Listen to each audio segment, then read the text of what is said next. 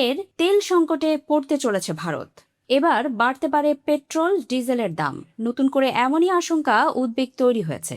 আমেরিকার ছাড়ের পর থেকে এতদিন রাশিয়া ও ইরানের থেকে তেল কিনেই অভ্যন্তরীণ তেল সংকট কাটাচ্ছিল নয়াদিল্লি। এবার সেই পথও বন্ধ হতে চলেছে। রাশিয়া ও ইরানের থেকে তেল কেনায় আবারও নিষেধাজ্ঞা জারি করতে চলেছে আমেরিকা। অর্থাৎ যে নির্দিষ্ট দিনের জন্য ছাড় দেওয়া হয়েছিল তার মেয়াদ আর বাড়ানো হবে না, স্পষ্ট জানিয়ে দিয়েছে আমেরিকা। এদিকে হরমুজ নিয়েও জটিলতা কাটেনি। সেক্ষেত্রে আবারও তেল সংকট তৈরি হতে চলেছে ভারত সহ অন্যান্য দেশগুলিতে, এমনটাই মনে করছে আন্তর্জাতিক মহল।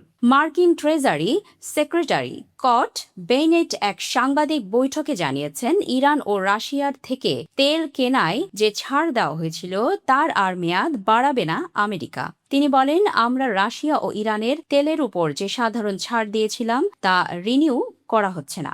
11 মার্চের আগেই সমুদ্রপথে পাঠানো তেলের জন্য ছিল এই ছাড়, এর সবটুকুই ব্যবহার করা হয়ে গিয়েছে। অর্থাৎ তিনি স্পষ্ট করে দিলেন, ইরান ও রাশিয়ার থেকে আর তেল কেনা যাবে না।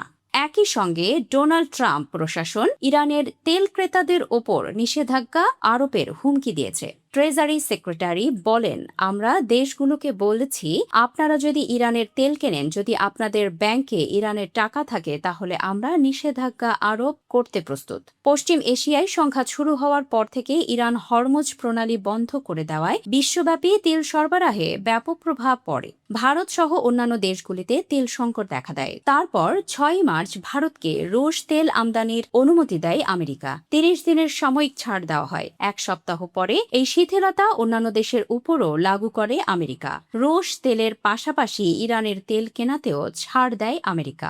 20 মার্চ সেই নির্দেশ আসে আমেরিকার তরফে। তবে 11 এপ্রিল সেই সময়সীমা পার হয়ে গেছে। এবার কি করবে ভারত? কোথা থেকে তেল কিনবে? হরমুজের জটিলতা তো এখনো কাটেনি। কিভাবে পরিস্থিতি মোকাবেলা করবে নয়াদিল্লি? এতদিন পেট্রোল ডিজেলের দাম বাড়েনি, এবার কি সংকট তৈরি হলে তারও দাম বাড়তে পারে? এমনই প্রশ্ন উঠছে।